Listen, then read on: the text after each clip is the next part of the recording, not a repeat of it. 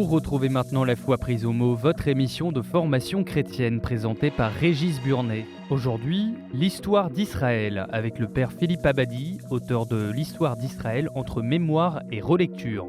Et le père Claude Tassin, spiritain et professeur d'écriture sainte à l'Institut catholique de Paris.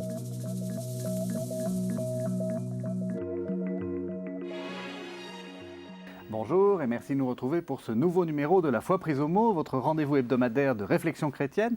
Aujourd'hui, je vous propose de faire le point sur l'histoire d'Israël. Depuis une vingtaine d'années, les ouvrages se multiplient qui remettent en cause les idées traditionnelles. Alors, que sait-on des grands événements de l'histoire d'Israël? Que disent aujourd'hui les historiens de Moïse, de David, de Salomon? Et pourquoi les Juifs ont-ils eu un si grand souci de l'histoire et en quoi cela nous concerne encore aujourd'hui? Pour répondre à ces questions, deux historiens, le père Philippe Abadi, bonjour. Bonjour. Vous êtes prêtre du diocèse de Mende et enseignant à l'Université catholique de Lyon et auteur de l'histoire d'Israël entre mémoire et relecture, paru au CERF. Tout à fait. Le père Claude Tassin, bonjour. Bonjour. Vous êtes spiritain et vous êtes professeur d'écriture sainte à l'Institut catholique de Paris. Alors, je l'ai dit en commençant, on a l'impression que depuis quelques dizaine d'années, quinzaine d'années, Oui, les choses sont en train de s'accélérer. On nous dit que les consensus sur lesquels on vivait depuis une centaine d'années sont en train de tomber. Alors, juste expliquez-nous un peu ce qui est en train de se passer. Tout à fait. Je crois que ce qui se passe est un rapport très différent à l'archéologie. On voit très bien que quand l'archéologie est née au XIXe siècle, par exemple, elle avait comme but de conforter la lecture du texte biblique. Aujourd'hui, depuis, disons, les années 1980-1990, elle est devenue beaucoup plus autonome. On ne parle plus d'ailleurs d'archéologie biblique. Et on voit bien qu'il y a deux discours parallèles, qui est celui du bibliste, celui de l'archéologue. Et donc, l'archéologie est de moins en moins en concomitance avec le texte biblique.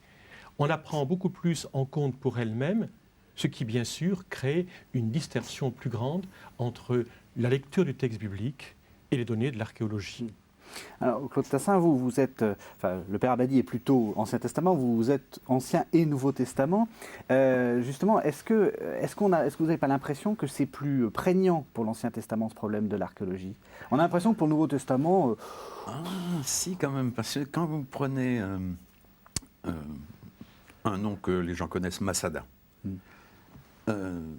ça a été, là je vais me faire insulter par Israël, mais ça a été un des derniers exemples où on a voulu faire concorder les fouilles avec le texte de Flavius Joseph, un texte qui est un texte d'histoire et où l'historien Flavius Joseph règle ses comptes. Et donc Alors, on a Masada, rappelez-nous de quoi il s'agit. C'est la dernière poche de résistance dans la guerre des Juifs contre Rome. Donc Masada est tombé en 73, disons. Et donc les historiens israéliens, ou les archéologues israéliens, en avaient fait une sorte de symbole. Ils en ont fait une sorte de symbole nationaliste, quoi. Oui. Que d'autres auteurs israéliens plus récemment ont un peu démoli en disant que ça peut provoquer quand même des tendances suicidaires, puisque selon Flavius Joseph, ça s'est terminé par un suicide. Alors, qu'est-ce qui s'est passé dans cette inversion du rapport de l'archéologie? Est-ce qu'il y a eu des nouvelles découvertes qui nous ont conduits à vraiment nous mettre, avoir foi davantage dans l'archéologie? Ou est-ce que c'est simplement qu'on se dit l'archéologie est plus fiable? Il y a un peu les deux. C'est-à-dire, effectivement, il y a eu de nouvelles découvertes. Les plus célèbres pour nos éditeurs, c'est par exemple les manuscrits de la mer morte, Qumran. Donc dans les années, disons les années 50, 60, pour faire simple. Mais je dirais que c'est surtout une nouvelle manière de faire l'archéologie, qui est peut-être moins une science tournée vers les sciences humaines que quelque chose de beaucoup plus technique aujourd'hui, avec une connaissance. L'ordinateur, par exemple, rentre pour beaucoup dans l'archéologie, alors qu'avant, c'était pratiquement inexistant. Et puis surtout, ça a été, je crois, ce qu'on appelle par exemple l'archéologie de surface. Quand on regarde ce qu'a fait Fickenstein dans la montagne centrale de Samarie, c'est de repérer tous les sites occupés dans la montagne centrale, repérer toutes les traces d'habitation. On ne s'intéresse pas uniquement aux grands sites, Megiddo, Hatzor, Jérusalem, mais à toutes les traces d'occupation humaine dans un secteur. Et là, on voit effectivement se dessiner un tout autre regard, un tout autre visage. Donc vous avez cité le nom de Finkelstein, qui est celui que les auditeurs connaissent, parce que ça fait, on en a beaucoup parlé, il y a eu des documentaires sur son travail, il a été connu en français. Et justement, est-ce que c'est le point le plus avancé de cette recherche, ou est-ce que c'est donc quelqu'un qui serait un peu un révolutionnaire, ou est-ce que c'est une sorte de point moyen Alors, il se situe lui-même comme étant un point moyen, enfin, ou pas extrême. Il y a en fait deux grandes tendances, on pourrait dire, parmi les archéologues ou historiens bibliques. Il y a ce qu'on appelle, c'est des catégories, hein, les minimalistes, ceux qui considèrent que tout a été écrit entre, disons, le 4e et le 2e siècle, et donc il n'y a rien d'historique dans l'Ancien Testament. Il y a les maximalistes, ceux qui, au contraire, vont prendre la Bible au pied de la lettre. Wittgenstein se situerait, lui, entre les deux. C'est-à-dire que pour lui, le grand moment d'écriture biblique, c'est la réforme de Josias. On est au 7e siècle. Et donc autour de la réforme de Josias, qui va tout centraliser autour de la ville de Jérusalem, donc c'est là que naît l'écriture biblique. Donc c'est une sorte de point moyen. Mais je dirais que ce qui a fait le succès de Wittgenstein, c'est qu'il sait communiquer à la fois par des documentaires, la Bible dévoilée, et à la fois un livre, mais aussi un film qui aujourd'hui est en DVD et donc facilement utilisable ou qu'on peut tout à fait regarder. Alors, Wittgenstein, je dirais, il a une vision un petit peu trop archéologisante des choses. C'est-à-dire, tout ce que l'archéologie ne démontre pas pour lui, c'est, disons, de la fiction ou de la fabulation.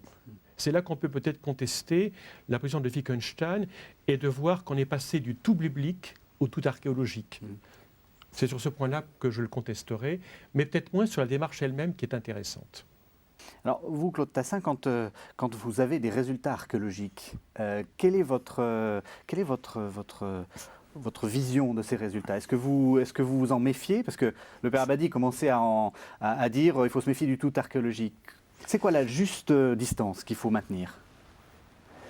Pour moi, l'archéologie, c'est quand même un garde-fou. On ne peut pas dire en histoire le contraire de ce que montre l'archéologie. Cela dit, après, pour moi, hein, c'est le titre de mon collègue, hein, Histoire d'Israël entre mémoire et relecture. L'histoire, c'est toujours une relecture, écrite par des gens qui ont un message, et donc du coup, il faut faire le tri à chaque fois.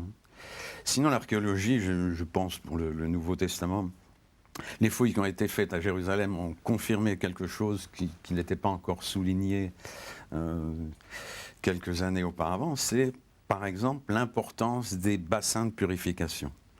Ce qui nous a aidé à comprendre un peu tout ce qui tourne autour de la pureté rituelle dans le Nouveau Testament, dans le dialogue entre Jésus et les pharisiens, avec une pureté rituelle qui tendait parfois à l'emporter sur la pureté éthique, disons. Alors ça, on a des choses fort intéressantes. Et c'est là qu'on voit, dans les auteurs qui travaillent sur ce qu'on appelle le contexte juif du Nouveau Testament, c'est là qu'on voit qu'on écrit aussi l'écriture autrement à cause de ces découvertes toutes simples du quotidien. Mais justement, les résultats de l'archéologie doivent être interprétés, c'est ça que vous dites. C'est-à-dire qu'on ne peut pas dire que parce qu'on a découvert telle chose, ça veut dire ça. Non, surtout que l'archéologie est muette. C'est-à-dire qu'il faut bien voir qu'une archéologie, c'est d'abord quelque chose de muet. Il est très rare qu'on ait quelque chose de daté. Alors parfois, on tombe sur des textes, des inscriptions, ce qui est merveilleux. Mais là encore, ce n'est pas daté forcément. Donc l'archéologie demande toujours une interprétation. Mais elle permet de relire différemment le texte. Donc il faut en tenir compte, mais ce n'est pas le seul degré de vérité d'un récit. Alors ce qu'on va essayer de faire maintenant, c'est de jouer au jeu de « Que sait-on de ?» Et je vais remonter l'histoire, et on va commencer peut-être à Abraham, Moïse, enfin on va voir. Quel est le discours actuel des historiens sur la geste des grands patriarches, qui sont Moïse et Abraham? Alors, il faut bien voir que l'histoire ne retient que les grands événements et que l'histoire se fait à partir d'un moment où il y a une structure sociale suffisamment importante pour générer de l'écriture et des archives. Donc, il est normal que tout ce qui est antérieur à l'époque royale ait laissé peu de traces. Donc, David. Alors, on peut faire commencer l'histoire, effectivement, avec le début de l'époque royale. Mais il est évident que tout ce qui remonte avant l'écriture appartient à une sorte de préhistoire. Ça ne veut pas dire que ça n'a pas existé, mais ça peut laisser de traces. Et donc croire qu'on va retrouver les traces des patriarches est une totale illusion. Parce qu'effectivement, il n'y a rien qui laisse moins de traces que des campements de nomades qui vont de campement en campement sans laisser de traces. Donc c'est la raison pour laquelle on fait vraiment commencer l'histoire avec une écriture, et une écriture qui s'institue, et donc l'époque royale. Mais justement, est-ce que c'est pas dérangeant, est-ce que c'est pas gênant de dire le seul témoignage que nous avons, c'est la Bible, et donc est-ce que la Bible est un livre d'histoire, enfin... Oui, bien sûr, c'est une difficulté parce qu'en histoire, il faut confronter la source avec d'autres sources.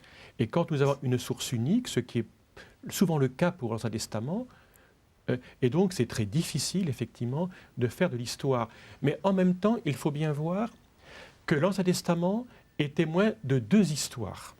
Il y a d'abord, on pourrait dire, les faits eux-mêmes, qui échappent en grande partie à l'historien. Et il y a la mémoire, la manière dont Israël a écrit sa mémoire, qui est aussi un fait d'histoire. C'est-à-dire que quand, durant l'exil, on va écrire la Bible en grande partie, et notamment l'Exode, la geste des patriarches, l'écriture de l'Exode et de la Genèse nous dira autant sur eux, sur ces personnages-là, que sur la manière dont les Hébreux exilés à Babylone concevaient leur passé. Et donc ce qu'on atteint, c'est la manière, c'est-à-dire c'est la relecture qui a été faite d'un passé qui est quand même en grande partie inatteignable par l'histoire.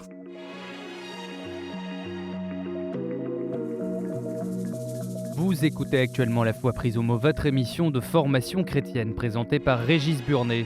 Aujourd'hui, nous parlons de l'histoire d'Israël, avec le père Philippe Abadi, auteur de l'histoire d'Israël entre mémoire et relecture, et le père Claude Tassin, spiritain et professeur d'écriture sainte à l'Institut catholique de Paris.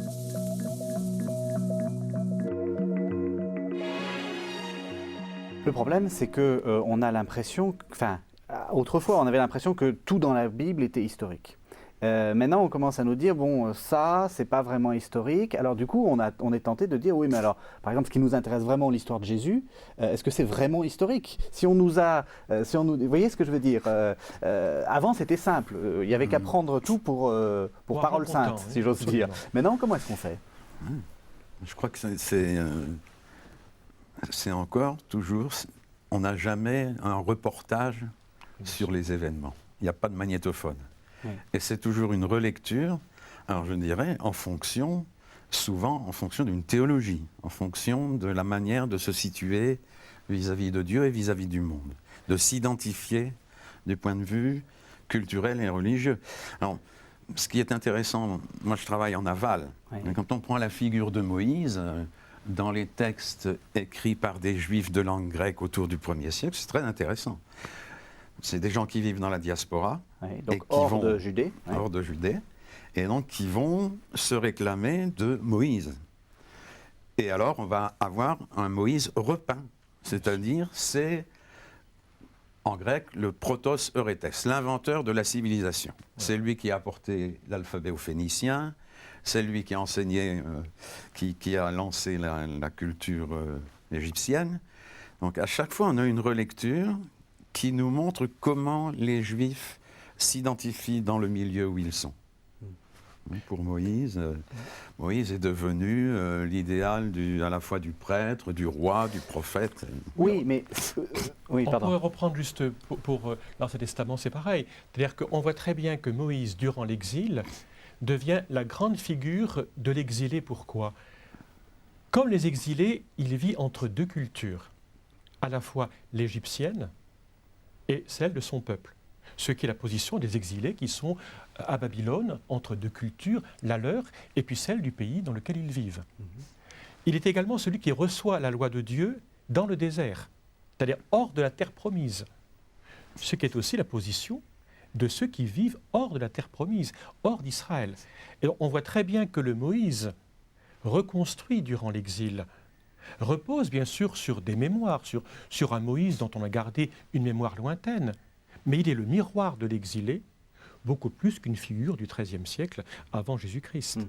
Et Israël ne cessera jamais d'adapter ces grandes figures à sa propre histoire, que ce soit durant l'exil, au 5e siècle, ou que ce soit au 1er siècle, à l'époque de Jésus, par exemple. Sauf que Moïse, c'est aussi celui à qui on donne la loi, dans un événement qui est construit comme étant historique, qui est l'événement du Sinaï.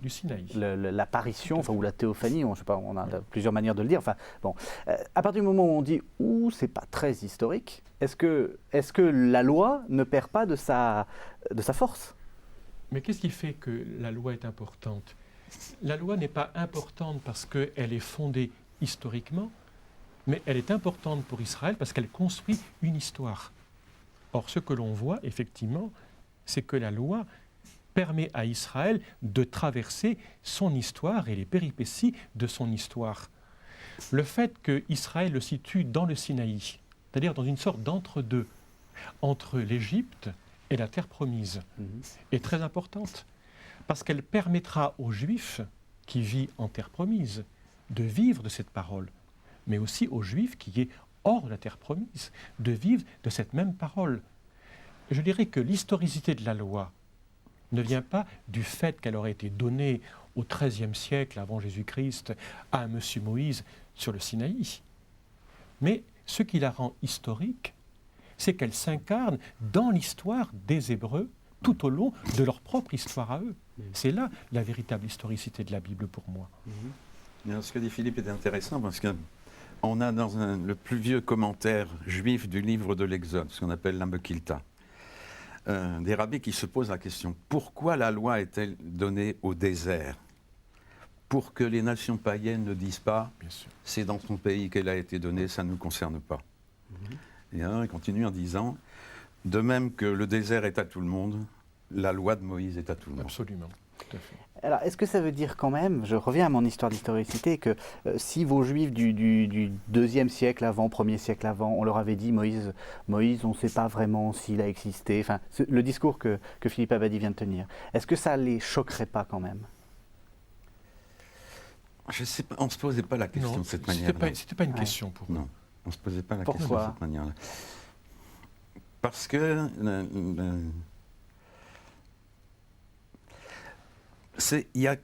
il reste, je dirais, quelque chose de la conception mythique. C'est-à-dire, ce qui importe, c'est la figure qui a été construite et qui remonte forcément aux origines. Alors, si c'est mythique au sens technique du mot, c'est en même temps historique. Voilà. C'est-à-dire, c'est ça qui fonde l'histoire. C'est dans ce sens-là, je me dirais. Je crois que la notion très technique, très étroite de l'histoire que nous avons est héritée du 19e siècle, du kantisme, enfin, d'Auguste Comte. C'est-à-dire, quelque part, on a aujourd'hui, est vrai, ce qui s'est passé réellement. Ce n'est pas du tout la manière de voir des anciens. Les rabbins disaient, il n'y a pas d'avant ni d'après dans la Torah. Donc, pour eux, ça ne choque pas du tout que Moïse, ce soit aussi une représentation, je ne dirais pas mentale, mais du discours de la foi. C'est-à-dire que quelque part, où les pères de l'Église parlent de l'économie du salut, ils ne parlent pas d'histoire sainte. Je crois que c'est le 19e siècle qui nous a fait réduire l'histoire à est vrai ce qui s'est historiquement passé. Mais pour aucun ancien, ça fonctionnerait, cet axiome. C'est très contemporain. Et ça nous piège. D'ailleurs, les anciens ne parlent pas de livres historiques, mais de prophètes antérieurs. C'est les Nevi'im. C'est-à-dire que ce que nous appelons les livres historiques, dans la Torah, dans la Bible hébraïque, c'est d'abord les prophètes antérieurs, les premiers prophètes. Alors on va continuer. Donc, que sait-on de Moïse? Que sait-on de la conquête? Une bonne question. Alors là, c'est vraiment là que... Je fais l'allusion à Josué qui descend du mont Nebo et qui fait la conquête du pays. C'est là où effectivement l'archéologie nous a été le plus utile. Et c'est là où il y a eu peut-être le changement le plus grand de paradigme. Je prends un exemple tout simple pour les auditeurs, c'est l'histoire de Jéricho. On a tous en tête l'histoire des murailles qui s'écroulent à Jéricho. Alors le site de Jéricho est identifié pratiquement par tous les archéologues à Tel el-Sultan, donc c'est aujourd'hui au centre de la moderne Jéricho. Or quand on regarde la stratigraphie archéologique du site, on s'aperçoit que le dernier rempart défensif de la ville de Jéricho, s'est écroulé autour de 1550 avant Jésus-Christ. Or, l'époque de Josué, si on la situe historiquement, ce n'est pas avant le XIIIe siècle, disons 1200. Donc, on va conquérir une ville qui n'a plus de rempart. Alors, on a ici deux positions. Soit on dit la Bible, aucun intérêt, puisque historiquement, ce n'est pas comme ça que ça s'est passé. Soit on se dit très bien, l'archéologie dit cela, mais le texte dit autre chose. Mais que dit le texte? Et donc, l'archéologie nous oblige à relire le texte biblique dans son mode d'écriture. Et là, on voit que ce texte est surtout de nature liturgique. On célèbre dans ce texte non pas une conquête, une bataille, parce que franchement, une bataille où les prêtres sont au début avec l'arche et où on chante des cantiques, ça n'existe pas historiquement. Mais on célèbre le don d'une terre. Et on s'aperçoit que Israël, à travers l'épisode de Jéricho, ne raconte pas le passé, mais revendique son droit sur une terre qui aujourd'hui lui est disputée. Et l'écriture du texte de Josué est très proche notamment des écritures des annales assyriennes au 7e siècle. On s'aperçoit donc qu'au moment même où les Assyriens s'emparent par la force du pays, les scribes d'Israël disent non, ce pays, vous n'y avez pas droit. Ce pays nous a été donné par Dieu. Et le livre de Jéricho est finalement le livre de gens qui disent symboliquement, ce pays que vous nous disputez, vous n'y avez aucun droit. Alors, oui. C'est là où on voit à chaque fois comment ces figures historiques, disons, enfin, telles qu'elles sont racontées, continuent leur vie. Là. Bien sûr. Parce que vers le début des années 50, en Israël, en terre juive, quand la violence monte contre Rome, il y a quelqu'un, un des agitateurs, qui a emmené des gens au-dessus du mont des Oliviers pour montrer qu'à son signal, les murs de Jérusalem allaient s'écrouler. Absolument. Oui. Okay, et qu'on allait reprendre le pouvoir avec les vrais Juifs. Les vrais Juifs. Voilà. Donc il y a toujours cette... Enfin, toute l'histoire d'Israël est une relecture. C'est toujours une relecture. Et autour de figures fondatrices. Oui. Alors, autre chose, justement, vous dites... vous avez déjà parlé de diaspora. On voit bien dans ce que vient de dire le Père Abadi, c'est que... cette histoire d'Israël se construit à partir d'éléments qui sont étrangers. Enfin, il y a des choses qui viennent de la Syrie, il y a des choses qui viennent de Babylone. On a l'impression que c'est une histoire qui emprunte à tout. Je dirais plus que ça, surtout à partir, je sais pas, surtout à partir du 3e siècle, 4e siècle avant Jésus. 4e siècle, oui. Et donc nos textes aussi, c'est ça que je voulais... Je veux dire, c'est un dialogue avec la culture des peuples environnants. Exactement. C'est un dialogue. Et bon, on pourrait parler, ça nous entraîne loin du sujet, mais on pourrait parler d'Alexandrie, comment Alexandrie a produit un livre qu'on appelle le livre de la sagesse de Salomon, qui est peut-être de 50 avant notre ère. Donc on reprend la figure de Salomon, le sage, si on va en parler. Mais ce qu'il y a de remarquable dans ce livre, c'est que c'est un dialogue étonnant, un mélange étonnant de révélation biblique et de culture grecque. Repenser la Bible en termes stoïciens, par exemple, c'est possible. C'est ça la thèse de l'auteur en dessous. Alors, si vous prenez le livre de Tobie, on pourrait dire que ça fonctionne un peu à l'envers. Ah, ouais, c'est-à-dire, il faut faire corps là où on est, nous resserrer les uns contre les autres. Et donc on est toujours en dialogue avec le monde dans lequel on vit. Alors qu'est-ce qui s'est passé pour que dans l'Occident chrétien, on ait l'impression qu'on est à fonctionner sur notre propre fond? On a l'impression que le dialogue avec le monde, tel que l'a dit le Concile Vatican II, c'est une idée extrêmement moderne. Alors qu'en réalité, vous montrez que... C'est toujours fait. C'est toujours fait. La Bible hébraïque est remarquable parce que si vous regardez bien, je dis souvent à mes étudiants, regardez comment est construite la Bible hébraïque. Au moins dans son canon actuel, ça s'ouvre par la Genèse. Or, qu'est-ce que c'est que la Genèse? Ça parle d'abord de l'humain, de l'Adam, et pas du juif. Le juif n'intervient que bien plus tard, avec Abraham, et encore Abraham circoncis, donc pas avant le chapitre 17e de la Genèse. Et quel est le dernier mot de l'Écriture? Ce n'est pas un juif qui parle, c'est Cyrus qui, à la fin du livre des Chroniques, va permettre aux Juifs de monter à Jérusalem pour rebâtir le temple. Et donc toute la Bible hébraïque s'ouvre par la création de l'humain pour s'achever sur la parole du païen. Et on voit très bien que même dans le canon pharisien de la Bible tel qu'on l'a en hébreu, je ne parle pas de la Septante, du texte grec, mais le canon pharisien, c'est déjà une ouverture sur le monde. Et quelque part, le génie d'Israël, ça a été de toujours emprunter aux cultures environnantes sans rien perdre de son identité, mais en construisant son identité dans le rapport entre l'élection, choisie par Dieu, et les nations. Et Abraham, c'est cela.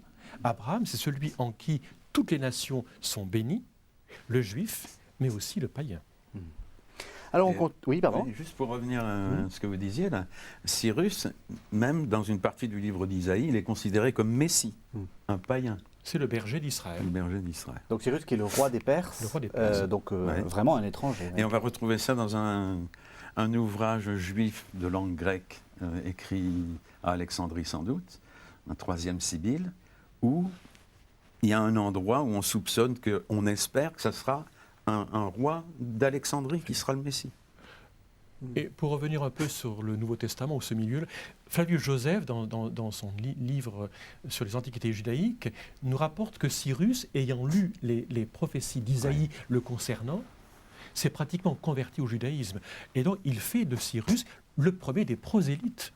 Il fait de Cyrus le modèle de ces païens qui sont captivés par le judaïsme. Là encore, une relecture très tardive de la figure de Cyrus. Alors on continue dans notre jeu de Que sait-on d'eux, et maintenant on va arriver à l'époque royale. Donc David, Salomon, le partage du royaume. Alors qu'est-ce qu'on peut dire? Alors c'est peut-être là qu'effectivement le livre de Wittgenstein a peut-être le plus révolutionné, je dirais, son auditoire. Parce que je crois que depuis longtemps, on voit bien qu'on a du mal à atteindre l'exode historique. Bon, ça ne veut pas dire que ça ne s'est pas passé, mais en tout cas, le récit est d'écriture tardive. Mais depuis longtemps, on faisait fond sur l'époque royale et on disait enfin, avec David, nous sommes dans un terrain assuré. Chronologiquement, ça nous met 10e siècle. Donc moins 1000. Moins 1000. Bon. Or, ce que montre l'archéologie, c'est qu'effectivement, le royaume de Juda, au Xe siècle, était composé de modestes villages. Quand on regarde par exemple l'archéologie de la montagne centrale, on s'aperçoit qu'au nord, ce qui sera plus tard la Samarie, on a à peu près 200 villages. Donc une population relativement importante. On en a à peine une cinquantaine dans le sud. Il est donc difficile de penser qu'un aussi modeste royaume ait pu conquérir le grand empire davidique qu'on trouve dans la Bible.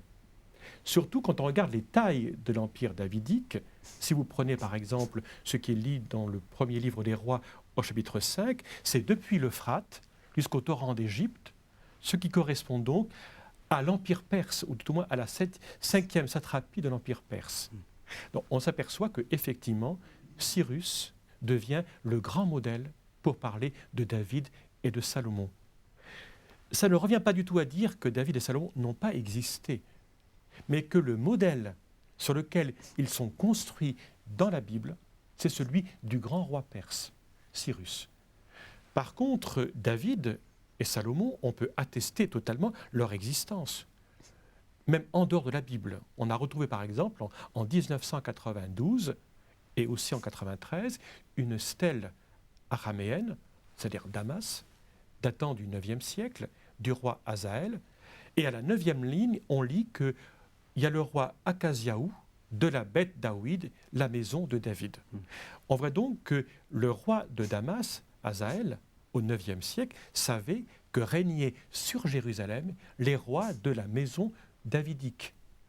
Ça ne remet pas du tout en cause les figures de David Salomon, qui sont historiques, mais on peut voir que la représentation biblique de leur royaume date beaucoup plus de l'époque perse que du Xe siècle. Ça veut donc dire que tous ces textes-là ont été écrits à l'époque perse? Pas tous, mais Une grande partie, pas tous. Il ne faut surtout pas croire qu'il n'y a pas d'écriture avant le 5e siècle. Ouais. Là-dessus, je crois que c'est une erreur fondamentale de ceux qu'on appelle, entre guillemets, les minimalistes. Il est certain que les auteurs qui écrivent à l'époque perse, au 5e siècle, ça repose sur des annales. D'ailleurs, le livre des rois nous renvoie aux annales des rois de Juda et les annales des rois d'Israël. Donc ils avaient des bribes d'écriture. Mais en même temps, de grâce, ne croyons pas qu'ils écrivent l'histoire comme un historien du XXe siècle. Ils font d'abord une confession de foi dans l'avenir. Et le passé est enjolivé à la lumière d'un présent morose. Quand les Judéens reviennent après 538, donc l'époque de Cyrus, qu'est-ce qu'ils trouvent sur place? Un très modeste royaume. La Judée est un État très modeste, très pauvre. Et donc c'est là que l'on projette dans le passé ce qu'on espère pour l'avenir, une restauration davidique. Vous écoutez actuellement La Foi prise au mot, votre émission de formation chrétienne présentée par Régis Burnet. Aujourd'hui, nous parlons de l'histoire d'Israël, avec le père Philippe Abadi, auteur de l'histoire d'Israël entre mémoire et relecture, et le père Claude Tassin, spiritain et professeur d'écriture sainte à l'Institut catholique de Paris.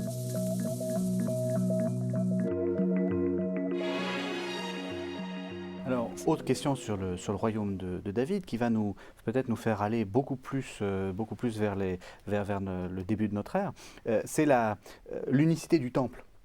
Le fait qu'on a l'impression, en lisant les textes du livre des rois, du livre des chroniques, que finalement les rois, à partir de Salomon, ont un seul temple, qu'il n'y a qu'un seul temple qui est celui de Jérusalem, alors que l'archéologie nous montre que même à l'époque perse, il y a encore un temple en Égypte, il y a encore un temple. Qu'est-ce qu'on peut dire de ça? Personnellement, pour moi, c'est encore la réforme de Josias. Oui, bien sûr, tout à fait. Alors, mais il faut bien voir qu'avant Josias, l'archéologie nous montre, par exemple, on a retrouvé à Arad, dans une citadelle israélite, un temple qui date du 8e siècle, à Arad, dans le sud du pays. On a retrouvé un autel de sacrifice à Beersheba. Donc, il y a aussi le haut lieu de Gabaon, dont il y avait plusieurs sanctuaires, en tout cas, en dehors de Jérusalem, avant le 7e siècle. Alors, il est vrai qu'au 7e siècle, pour des motifs autant religieux que politiques, le roi Josias va faire détruire ces sanctuaires et tout centraliser à Jérusalem. Pourquoi? Parce qu'autour du temple et du roi se construit l'identité juive à l'époque. Précisément contre les Assyriens qui sont à nos portes. Et donc, on reconstruit une identité juive autour de Jérusalem. Mais on voit très bien que même après la réforme de Josias, à l'époque perse et grecque, on a par exemple au sud de l'Égypte, c'est Éléphantine, c'est Aswan aujourd'hui, un temple qui va fonctionner, qui sera détruit autour de 410, donc bien plus tardivement que Josias, qu'on situe autour de 609 pour sa mort. Il y a le temple de Léontopolis, en pleine époque grecque. Il y a le temple de Samarie. Mais justement, comment est-ce qu'on peut combiner ça avec l'idée que la présence de Dieu se trouve dans le temple de Jérusalem et l'idée qu'il y a des temples partout? C'est plus complexe. D'après la théologie du Deutéronome, c'est le lieu que le Seigneur a choisi pour y faire habiter son nom. Alors quand on te priera, toi du haut du ciel, réponds-nous. Donc c'est une présence, mais en même temps, Dieu reste le tout autre. Et on ne le possède pas dans une maison. Les prophètes reviendront là-dessus plusieurs fois. Ces temples concurrents, quel était leur... temples concurrents, si je prends l'exemple de Léontopolis, c'est assez simple. C'est sous le grand prêtre, c'est Onias IV, un prêtre qui a fui Jérusalem, dans une lutte justement entre un monde juif, des classes bourgeoises qui voulaient s'helléniser, disons, et tout un parti de résistance. Alors ça, c'est devenu, avec les Maccabées, etc., c'est devenu des affrontements terribles. Et donc, ce Onias IV a fui en Égypte, et comme ça se faisait à cette époque-là, il est devenu chef d'armée, à la solde de Ptolémée. Et à un moment, il a demandé la permission à Ptolémée de construire un sanctuaire dans le sud du delta, ce qui s'est fait. Et alors? Et alors, ce qui est intéressant, c'est que quand je regarde les ouvrages des rabbis sont très... C'est pas complètement négatif. Non, il n'est jamais condamné. Il n'est jamais condamné. Jamais condamné. Et pourtant, c'est un concurrent. Oui, mais il faut voir que cette histoire du temple unique, en fait, c'est lié aussi à la foi monothéiste. C'est-à-dire que quelque part, il faut bien se rendre compte qu'avant l'exil, Israël n'est pas monothéiste. C'est-à-dire qu'il y a des dieux concurrents. Salomon n'est pas monothéiste. Non, il y a un dieu national, Adonai, qui est le dieu national dynastique, comme il y a Kamosh, qui est le dieu dynastique à Moab, ou comme il y a Dagon pour les Philistins, il y a un dieu dynastique, mais il y a aussi la Shéra, qui est une sorte de déesse. Il y a bien d'autres divinités en Israël qui ne sont pas du même niveau. On est plutôt, on dirait, dans une sorte d'énothéisme. C'est-à-dire, on privilégie une divinité nationale. Or, on voit que sous le mouvement des prophètes, Amos et Osée, on va commencer à parler du Dieu d'Israël, non pas uniquement comme un Dieu national, mais comme le Dieu unique. Prenez par exemple l'histoire entre Amasya, prêtre de Béthel, et Amos. Le prêtre de Béthel rappelle à Amos que Béthel, c'est le sanctuaire royal, là où il y a donc le Dieu dynastique. Or, que dit Amos? Il lui dit « Ainsi parle le Seigneur ». C'est-à-dire que quelque part, il va retirer l'aspect dynastique de ce Dieu pour l'universaliser. Et effectivement, dès que l'on va prendre conscience que Dieu est l'unique, la plurivocité des sanctuaires devient gênante. Parce qu'effectivement, quelle garantie a-t-on que le Dieu vénéré à Béthel est le même que le Dieu vénéré à Jérusalem? Et donc, quelque part, autour de la réforme de Josias, mais encore plus avec les grands prophètes que sont Jérémie, Ézéchiel et le second Isaïe, Isaïe 40 à 55, va s'affirmer le fait qu'il y a un Dieu unique à l'exclusive de toute autre divinité. Et on passe d'une sorte de monothéisme pratique à un monothéisme éthique. Donc Dieu est l'unique et en dehors de lui, il n'y a que vanité des idoles. Alors ça va nous conduire à avancer encore, parce que peut-être même plus que ce qu'on avait prévu en préparant cette émission. Ça va nous conduire à aller jusqu'à cette période du retour d'exil. On a l'impression que tout s'invente dans l'exil et que ceux qui reviennent retrouvent un pays qu'ils ont largement rêvé pendant l'exil et qu'il faut mettre au pas. Est-ce que c'est ça Est-ce que c'est un peu cette image-là qu'il faut retenir? C'est-à-dire qu'en fait, tout ce qu'on lit dans notre Ancien Testament, c'est des choses qui ont été élaborées plus tardivement qu'on le croyait, à une époque, autour du retour de l'exil. C'est comme ça qu'on veut le faire croire, en tout cas. C'est-à-dire que c'est là où on voit que les rédacteurs bibliques ont très bien fait leur travail. Quand vous lisez le livre d'Esdras, vous avez l'impression que seuls ceux qui reviennent d'exil sont le vrai Israël, et que tous ceux qui occupent le pays ne sont que les descendants des colons amenés là par les Assyriens ou les Babyloniens. Ce qui bien sûr est faux. La majeure partie des Judéens n'a pas été déportée, est restée sur place. Les vainqueurs n'avaient aucune raison de vider un pays. On l'a décapité de ses élites, mais on laisse sur place les paysans pour faire leur boulot. Ils ne sont pas dangereux, les paysans. Donc quelque part... Enfin, oui. C'est là qu'on voit dans l'Antiquité, en tout cas dans l'Antiquité méditerranéenne, l'extrême imbrication entre le politique, le religieux, le social. Bien sûr, oui. Il y a une scène très intéressante dans le livre d'Esdras. C'est quand on va reconstruire le temple. Les rapatriés, ceux qui reviennent d'exil, d'après ce récit-là, repoussent ceux qui étaient dans le pays, qui étaient restés dans le pays pour la construction du temple. Parce que le temple appartient au Dieu national. C'est le Dieu national qui est le propriétaire foncier du pays. Et donc, c'est ceux qui participent au culte qui ont des droits terriens. Ça, Mais c'est quoi? C'est un coup de force? C'est un coup de force politico-religieux? Est-ce qu'on peut appeler ça comme ça? Mais c'est toujours politico-religieux. Oui, parce que si on prend la fête, ce qu'on appelle la fête de Sukkot, la fête des tentes, dans le rituel, on voit bien, elle célèbre la maison, c'est-à-dire la maison de Dieu, mais en même temps la maison du roi. c'est la fête la plus messianique, enfin, qui espère la restauration de la dynastie de David. Ouais. Le tout est vraiment... Mais est-ce qu'on lié. peut dire que justement cet Ancien Testament, c'est finalement un coup de force de gens qui venaient d'exil et qui ont imposé leurs idées contre finalement le pays qui est resté, contre ce qu'on appelait autrefois le pays réel. Non, pas du tout, parce qu'il y a, et c'est je crois le génie de l'Ancien Testament, c'est qu'il y a différentes opinions. Parce que là, par exemple, on a développé la vision du livre d'Esdras, où effectivement, on voit très bien que la vision du livre d'Esdras, elle est portée par les gens qui reviennent d'exil. Il y a des visions très différentes. Prenez par exemple le livre de Jonas. Le livre de Jonas a une toute autre vision, puisque on vous montre le prophète dans ses relations difficiles avec les païens, et c'est les païens, le roi de Ninive, qui fait la leçon aux prophètes israélites. Et on voit très bien que derrière le livre de Jonas, il y a un autre milieu juif, beaucoup plus ouvert au monde des païens, comme le livre de Ruth, qui nous montre par exemple que la grand-mère de David était une Moabite, une païenne. Donc on a là un autre milieu. Le livre des Chroniques, pareil. Qu'est-ce qu'on nous montre dans le livre des Chroniques? Eh bien, l'important n'est pas de revenir d'exil, c'est d'avoir habité le pays.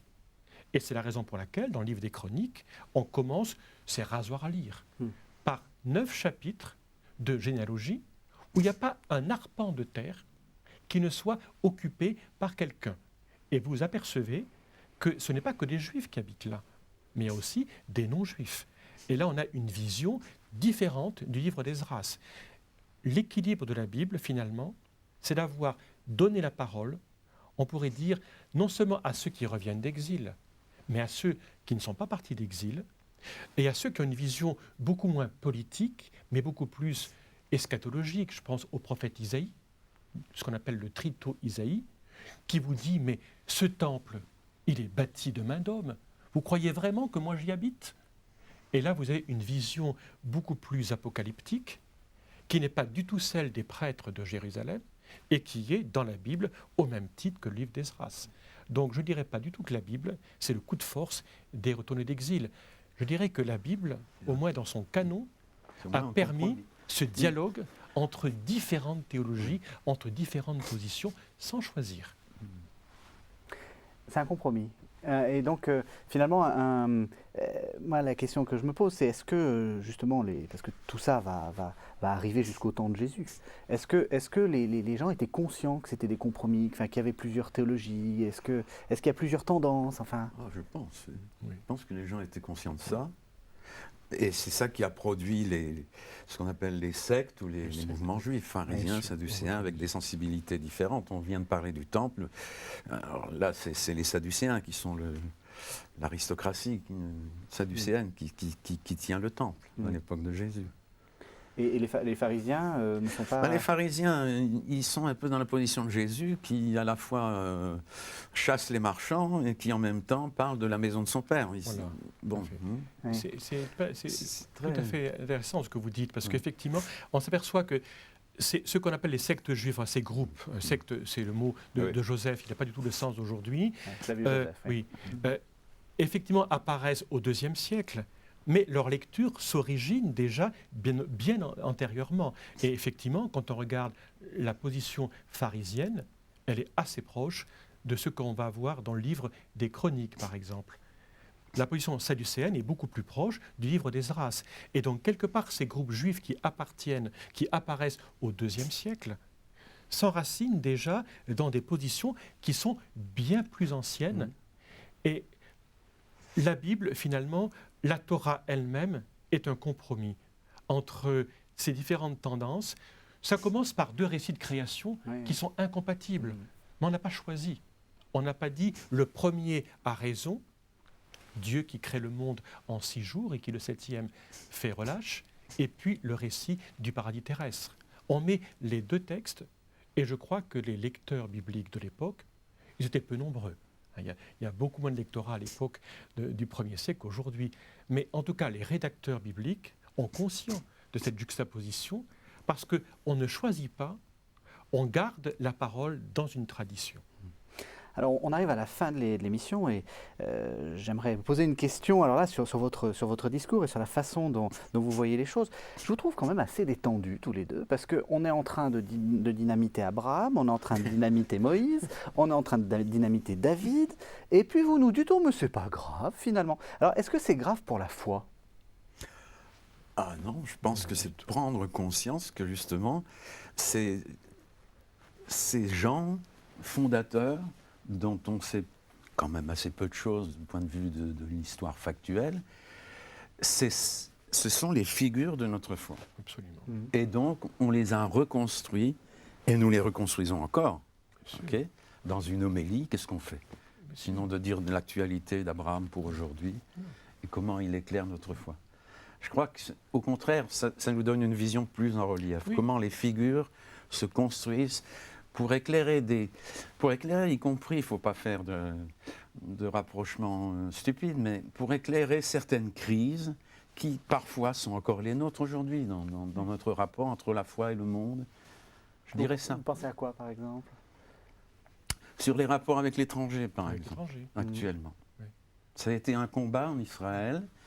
On a évoqué Esdras ou surtout Néhémie au chapitre 13, qui a l'air fort particulariste, mais on voit que ça n'a pas été particulariste, donc rejetant un peu le monde étranger de Jérusalem. Mais on voit que ça n'a pas été ça qui a été la lecture dominante du canon. Tout à fait.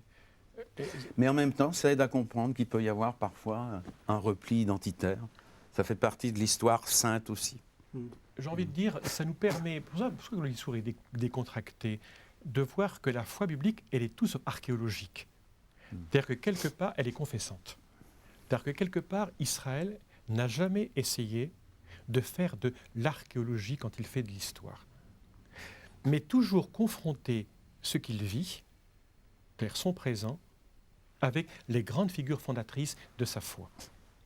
Et quelque part, c'est ça le dialogue de foi que Israël n'a jamais cessé de faire et que nous faisons à la suite d'Israël d'ailleurs. Ce qui m'intéresse finalement, ce n'est pas M. Abraham, mais c'est Abraham tel qu'il est vécu aujourd'hui dans ma foi. Et j'ai envie de dire, la foi chrétienne n'est pas plus archéologisante que la foi juive. En fait, nous sommes confrontés dans des situations différentes à une parole d'interpellation et qui nous interpelle. Et Israël n'a jamais cessé de se laisser interpeller par les figures fondatrices de son histoire. C'est le mot « histoire » qui nous piège, parce qu'on le réduit en un sens positiviste. Mais en fait, l'histoire d'Israël, elle est très symbolique, ça ne veut pas dire qu'elle n'est pas réelle, parce que le symbolique fait partie du réel. Alors comment, dans notre foi, renoncer à l'histoire positiviste? Je veux dire par là que on est quand même tenté de vouloir avoir une réponse claire. Est-ce que c'est vrai? Est-ce que c'est faux? Est-ce que Jésus a fait des miracles, oui ou non? Est-ce que Jésus... vous voyez, on a ça quand même. Comment est-ce que vous pouvez donner des conseils aux téléspectateurs pour faire ce sacrifice-là qui n'est pas facile quand même? Si on fait ça, est-ce que ça s'est passé, est-ce que c'est pas passé? Vous venez de citer Jésus lui-même. Il y a une chose, là, on est plus proche, disons, dans le temps. Mais il y a comment dire ça? Il y a une chose qui est certaine, c'est que Jésus a fait des miracles. Bien sûr, bon. Bien sûr. Et l'étrange serait qu'il n'en ait pas fait. Bien sûr. Dans ce monde-là. Tout à fait. Mais après ça, tout le monde sait que dans les pages d'écriture, je ne vais pas aller dire « Ah, ce miracle-là, oui, il l'a fait. Celui-là, non. » C'est la vision globale qui devient intéressante. Sinon, on va tomber, ce qui a été la tendance, moi-même peut-être au début de mon travail d'exégète, on a tendance à faire des résidus qui ne servent à rien. C'est-à-dire, voilà, une fois qu'on a tout retiré, voilà ce qui reste. Mais ça, c'est pas dynamique, c'est pas parlant. C'est à partir du résidu qu'on n'arrive pas, du germe qu'on arrive difficilement à rejoindre, de voir la beauté des figures qui se sont construites et qui nous interpellent aujourd'hui, comme disait Philippe. Oui, je crois, pour Jésus, je veux dire, c'est pareil. C'est-à-dire, je crois que c'est faux de penser que la démarche historique, c'est de dire ça s'est passé, Ça ne s'est pas passé. Et effectivement, le Jésus Séminaire, par exemple, aux États-Unis, où on fait une sorte de vote démocratique pour savoir s'il a dit telle ou telle parole, c'est ridicule comme démarche. Quelque part, j'ai envie de dire, la vérité biblique, elle est dans ce qu'elle a produit dans l'histoire biblique et dans l'histoire des croyants. Et donc, l'Abraham construit par la Bible est aussi vrai pour moi qu'un monsieur Abraham qui aurait vécu à une époque que j'ai du mal aujourd'hui à déterminer. La vérité pour moi d'Abraham, c'est celui construit dans l'Écriture, duquel Israël n'a cessé de vivre, et moi à la suite d'Israël. Et donc, je crois que la démarche de l'historien ne s'arrête pas à la reconstruction du passé. Elle doit aussi englober l'histoire des représentations de ce passé dans le discours de la foi. Ce qui veut dire que là, on a vraiment, je dirais, un sens dynamique de l'histoire. C'est l'histoire qui se fait. Et on essaye de voir comment il se fait. C'est ça le plus intéressant. Ce qui veut dire que l'historien doit, d'une certaine façon, ressembler à un littéraire qui interprète. Oui. C'est-à-dire que c'est plus le scientifique froid qui dit oui, non, telle couche, telle... Non, tout à fait. Il faut devenir un littéraire. En partie, oui. Oui. Alors, on est aidé en ça, pour revenir au début de l'entretien, on revient à l'archéologie qui peut nous dire, attention, là... Ou à l'œuvre d'art. Il y a une description que j'aime beaucoup dans un très beau livre, Jean-Louis Ska, qui s'appelle « Les énigmes du passé » sur l'histoire d'Israël. Il compare la Bible à une œuvre d'art et il dit ceci, une phrase extraordinaire, « La Bible n'informe pas, elle forme ». La Pietà de Michel-Ange, par exemple, ou Guernica de Picasso. Prenons Guernica.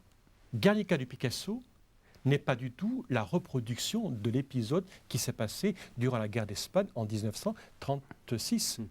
Or, le tableau de Guernica de Picasso est aussi réel dans sa vision de Guernica qu'un discours historique. La Pietà de Michel-Ange, jamais le texte biblique nous dit que Marie reçoit le corps de Jésus. Mais il n'empêche qu'à travers la Pietà et ce que ça a fait naître comme émotion religieuse, nous sommes au cœur de la relation entre la mère et le fils, au pied de la croix. Et je crois que la Bible tient ici de l'œuvre d'art et que, oui, il faut que l'historien ait un peu le sens artistique, mais au sens vrai du terme. Poétique. Et bien, ça sera le mot de la fin. La Bible est une œuvre d'art, c'est une très belle conclusion. Alors, Claude Tassin, votre dernier livre parle de Paul, l'apôtre Paul, un autoportrait qui est paru aux éditions Des Clés de Brouwer. Et puis, je crois que vous travaillez sur des choses qui parlent plus, des cahiers évangiles qui vont plus porter sur un peu avant. Et puis, Philippe Abadie, je rappelle le titre de votre ouvrage, L'histoire d'Israël entre mémoire et relecture, c'est paru dans la collection Lectio Divina au Cerf. Merci à tous les deux de nous avoir fait découvrir l'œuvre d'art qu'est la Bible. Merci. Merci.